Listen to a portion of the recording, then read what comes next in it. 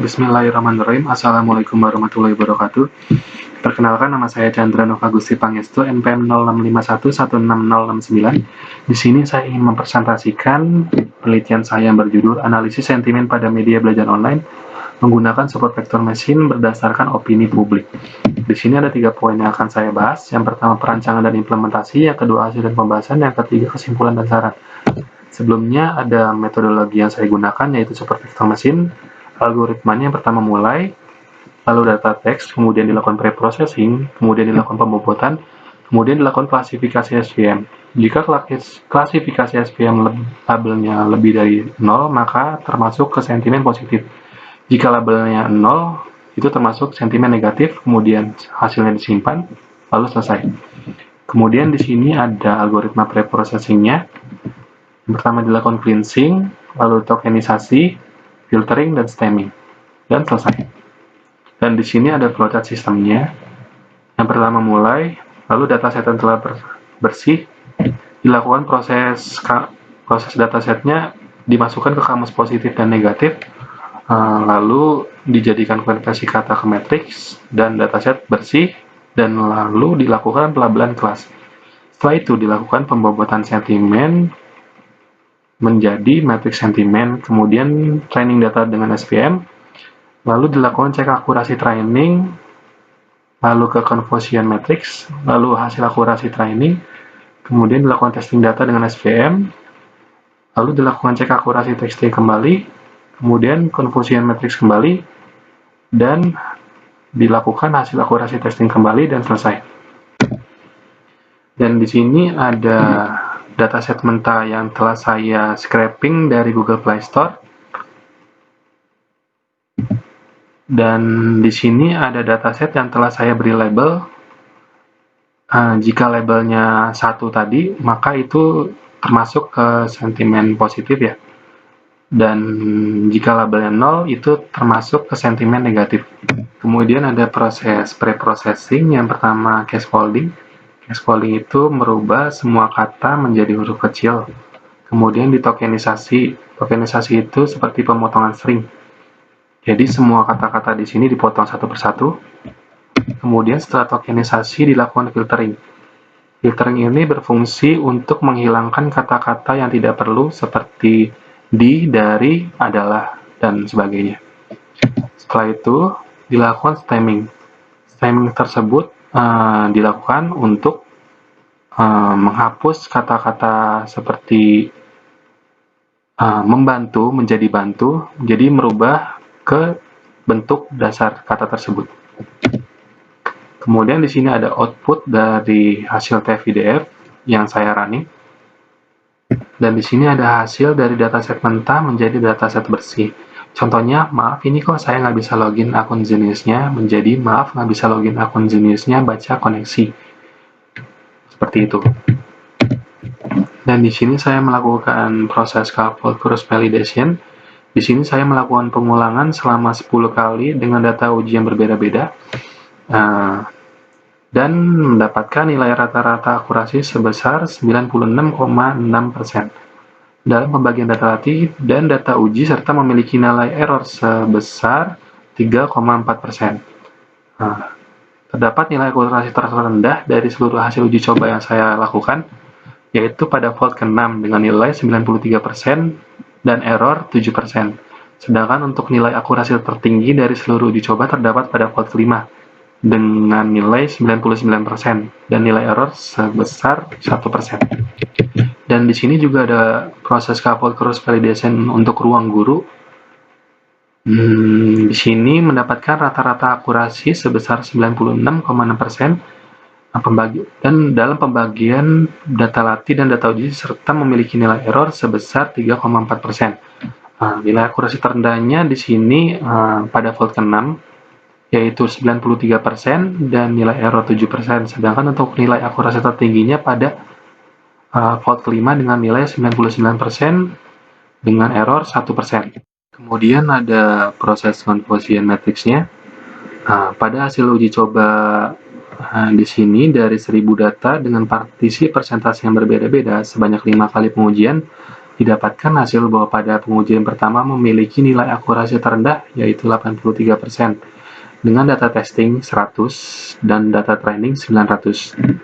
Lalu untuk pengujian dengan nilai akurasi tertingginya, yaitu pada pengujian kelima, dengan akurasi 87,3%, dengan pembagian data testingnya 500 dan data trainingnya 500. Dan di sini ada validasi nilai terendah dan nilai tertinggi dari conversion matrix Genius. Di sini ada rumus untuk menghitung conversion matrix, yaitu TP plus TN bagi TP plus FP plus VN tambah VN kali 100%. Dan di sini ada labelnya, jadi tinggal kita masukkan saja. Di sini TP itu true positif, Fn itu false negatif, Fp itu false positif, Pn itu true negatif. Di sini kita mengambil dari data di sini. Yang pertama itu ada akurasi terendahnya pada data testing 100. Dan pada data testing 100 itu sentimennya dibagi beberapa bagian, yaitu ini 65, 7, 10, 18. Kemudian dimasukkan ke rumus conversion matrix, kemudian didapatkan hasil rendahnya, yaitu 83%. Dan di sini kita lihat dengan nilai akurasi terendahnya yaitu 83%. Dan di sini juga sama, memasukkan nilai-nilai yang dilabel ke dalam rumus, kemudian dihitung, lalu didapatkan hasil 87,3%. Kemudian benar, berarti validasi ini benar. Dan di sini ada hasil conversion matrix ruang guru. Di sini juga sama, dari 1000 data ruang guru dibagi partisi menjadi 5 kali pengujian. Dan pengujian pertama mendapatkan nilai akurasi terendah, yaitu 88%. Data yang berhasil terklasifikasi. Kemudian pada pengujian kelima memiliki nilai akurasi tertinggi, yaitu 93% data yang berhasil terklasifikasi sesuai dengan kelas sebenarnya. Dan di sini juga ada validasi nilai terendah dan nilai tertinggi dari conversion matrix ruang guru. Sama seperti tadi, rumusnya sama, kemudian dimasukkan data dari label di sini, kemudian dimasukkan, dan nilai terendah didapatkan hasil 88%, sama dengan data pada program 88%. Kemudian untuk nilai tertinggi conversion matrix-nya mendapatkan 93% dan hasilnya sama dengan hasil di programnya. Dan di sini kita melakukan perhitungan untuk menjadi nilai pendukung pada dataset Genius. Di sini kita akan mencari sensitivity, specificity, dan lain-lainnya. Dan di sini juga sudah tertera rumus-rumusnya untuk menghitung nilai-nilai tersebut. Dan sebelumnya saya sudah membuat Excel untuk hanya tinggal diinputkan saja. Dan inputan di sini itu dari data-data yang terdapat pada nilai conversion matrix tadi. Dan misalkan di sini kita ambil validasi nilai tertinggi conversion matrix Genius-nya.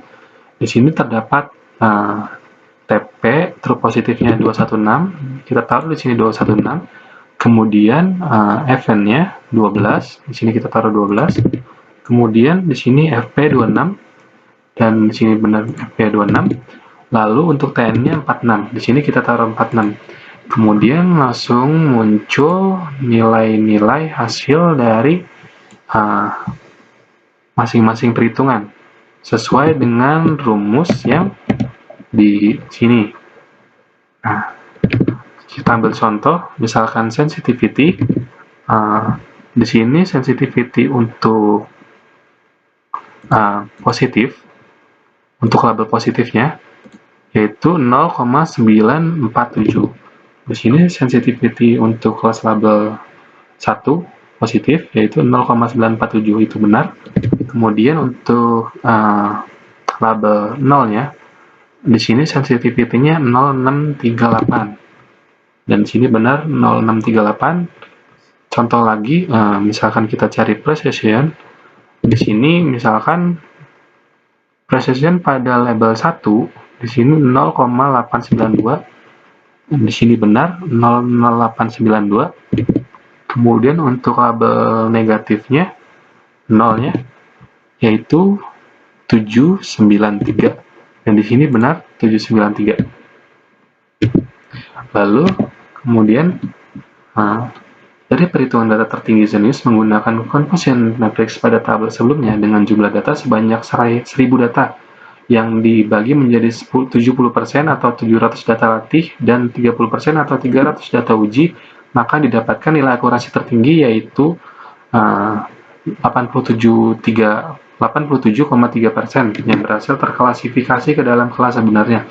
Maka dapat dibilang bahwa perhitungan yang dihasilkan oleh program telah sesuai dengan hasil perhitungan secara manualnya dan mendapatkan hasil yang cukup baik karena perbedaan margin yang tidak terlalu signifikan dengan hasil K-fold cross validation pada data Zenius yaitu 9%. Nah, kemudian di sini juga untuk mendukung nilai dataset ruang guru, di sini sama yang kita cari yaitu ada sensitivity, specificity, precision, recall, dan lain-lainnya. Di sini sama, kita menggunakan dengan rumus yang tadi, tapi dengan nilai yang berbeda.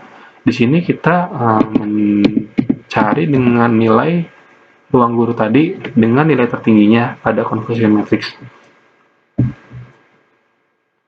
Dan kita masukkan lagi ke dalam rumus yang tadi.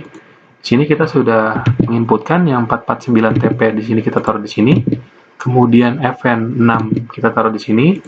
Kemudian Fp-nya 29 kita taruh di sini. Kemudian untuk Tn-nya 16 kita taruh di sini. Kemudian kita mendapatkan nilai-nilainya dari perhitungan yang tadi. Ini. Dan misalkan sekarang kita cari recall-nya. Kita cocokkan recall-nya. Misalkan di sini recall untuk label 0-nya, label negatifnya yaitu 0,355. Di sini untuk recall-nya benar untuk kelas sentimen 0. Di sini recall-nya 0,355 benar. Dan di sini untuk recall positifnya 0,986. Di sini benar untuk kelas sentimennya 0,986. Dan kita ambil contoh lagi untuk detection rate-nya. Misalkan di sini detection rate-nya untuk label 0-nya yaitu 0,032. Di sini benar 0,032. Kemudian yang label positif atau 1 di sini yaitu 0,898 dan di sini benar juga untuk kelas sentimen satunya 0,898. Jadi intinya untuk perhitungan data tertinggi ruang guru menggunakan confusion matrix pada tabel sebelumnya dengan jumlah data sebanyak 1000 data yang dibagi menjadi 50% atau 500 data latih dan 50% atau 500 data uji testing, maka didapatkan nilai akurasi tertinggi yaitu 93% yang berhasil terklasifikasi ke dalam kelas sebenarnya. Maka dapat dibilang bahwa perhitungan yang dihasilkan oleh program telah sesuai dengan hasil perhitungan secara manual dan mendapatkan hasil yang cukup baik karena perbedaan margin yang tidak terlalu signifikan dengan hasil K-fold cross validation pada data ruang guru yaitu 3%. Dan di sini ada data pendukung juga. Di sini kita ambil sampel yaitu 20 data komentar ya. Di sini kita membandingkan dari label yang sudah kita labelkan dengan manual ya. Yang tadi di Excel dengan prediksi label oleh sistem. Di sini untuk pada hasil data validasi yang tabel sebelumnya itu pada data Zenius secara manual dengan cara membandingkan label dari data hasil dengan data asli yang belum dilakukan cleansing.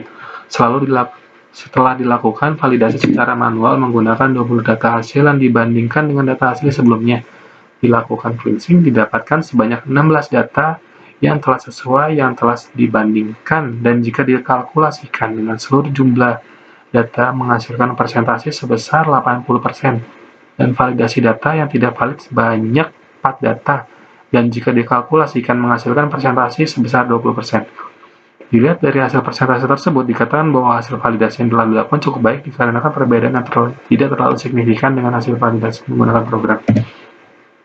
Dan di sini juga ada hasil pendukung untuk ruang gurunya. Di sini juga sama, kita membandingkan dari label dan prediksi labelnya. Dan di sini untuk hasilnya, dilakukan validasi secara manual menggunakan 20 data hasil yang dibandingkan dengan data hasil sebelumnya dilakukan cleansing. Pada data ruang guru itu didapatkan sebanyak 19 data yang telah sesuai yang telah dibandingkan, dan jika dikalkulasikan dengan seluruh jumlah data menghasilkan persentase sebesar 95%. Dan validasi data yang tidak valid sebanyak 1 data, dan jika dikalkulasikan menghasilkan persentase sebesar 5%. Dilihat dari hasil persentase tersebut, dikatakan bahwa hasil validasi yang telah dilakukan cukup baik dikarenakan perbedaan yang tidak terlalu signifikan dengan hasil validasi menggunakan program. Dan di sini ada word cloud. Jadi ini kayak 10 kata terbanyak yang muncul dari masing-masing ulasan. Misalkan kita lihat dari ruang guru, kata-kata terbanyak yang muncul itu ada ruang, guru, ajar, aplikasi, mudah, bantu, paham, lengkap, ruang guru, dan kasih. Nah, di sini kita bisa tahu kata-kata yang banyak muncul pada ulasan yang kita ambil dari dataset sebelumnya, dari Google Play Store-nya.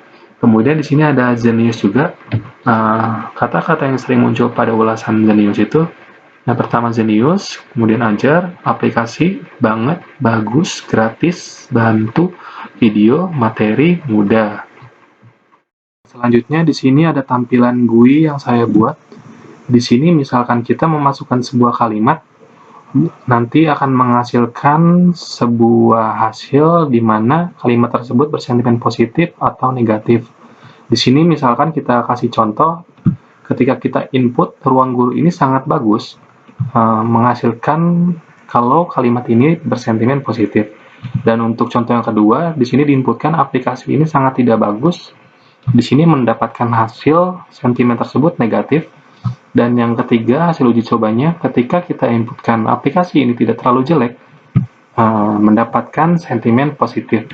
Jadi pada sistem yang dibuat ini, hasil sentimen tersebut disesuaikan dari berapa banyak data testing yang akan digunakan. Jadi hasil dari proses ini bisa memprediksi kalimat yang diinputkan tersebut bersentimen negatif atau positif dari seberapa seringnya kata-kata tersebut muncul pada masing-masing kalimat data testing yang digunakan. Jadi seperti itu. Lalu kita masuk ke kesimpulan dan saran. Kesimpulan pada penelitian ini menggunakan 2000 dataset yang telah di-crawling pada ulasan Google Play Store dari masing-masing aplikasi Zenius dan ruang guru menggunakan Google Extension. Yang kedua, dilakukan klasifikasi dari kedua aplikasi tersebut dengan beberapa pembagian untuk data latih dan data uji menggunakan K-fold cross validation dan menghasilkan nilai akurasi rata-rata sebesar 96,6%. Nilai tertinggi pada perhitungan confusion matrix Zenius yaitu dengan pembagian data latih 700 dan data uji 300 sehingga didapatkan hasil akurasi 87,3% data yang berhasil terklasifikasi menggunakan metode SPM sesuai dengan laba sebenarnya, di mana data uji sebanyak 300 atau 30% tersebut didapatkan 290 data terklasifikasi ke dalam kelas sentimen positif atau 96,6% dari seluruh data yang berhasil terklasifikasi. Kemudian sebanyak 10 data terklasifikasi ke dalam kelas sentimen negatif atau 3,4% dari keseluruhan data uji. Sedangkan nilai tertinggi pada perhitungan confusion matrix ruang guru yaitu dengan pembagian data latih sebanyak 500 data latih dan data ujinya 500 sehingga didapatkan hasil akurasi 93% data yang berhasil terklasifikasi menggunakan metode SPM yang sesuai dengan label sebenarnya, di mana dari data uji sebanyak 500 tersebut didapatkan 465 data terklasifikasi ke dalam kelas sentimen positif atau 93% dari seluruh data yang berhasil terklasifikasi. Kemudian sebanyak 35 data terklasifikasi ke dalam kelas sentimen negatif atau 7% dari keseluruhan data uji. Nah, hasil dari penelitian dan dari kedua aplikasi ini mendapatkan hasil yang baik dikarenakan pada ulasan lebih dominan sentimen positif dibanding sentimen negatif. Dan kemudian metode SVM yang digunakan dapat dikatakan metode yang sudah cukup baik dikarenakan memiliki nilai akurasi rata-rata lebih dari 80%. Kemudian saran yang saya harapkan untuk penelitian selanjutnya agar bisa lebih mengembangkan penelitian perihal analisis sentimen ini dengan data maupun metode yang berbeda, dan untuk melakukan penelitian yang dapat digunakan seperti prediksi data yang terus berubah dan bertambah atau real time ya, di waktu yang akan datang, serta melakukan penelitian ini dengan membandingkan satu atau dua metode lain untuk pada penelitian selanjutnya dapat mendapatkan hasil dan nilai akurasi yang lebih baik lagi. Kemudian untuk UI dan seperti output yang tadi saya jelaskan, UI-nya untuk pada penelitian selanjutnya mungkin bisa lebih dibuat user friendly agar lebih memudahkan para pengguna. Mungkin sekian presentasi dari saya, kurang lebihnya mohon maaf. Wabillahi taufiq wal hidayah. Wassalamualaikum warahmatullahi wabarakatuh.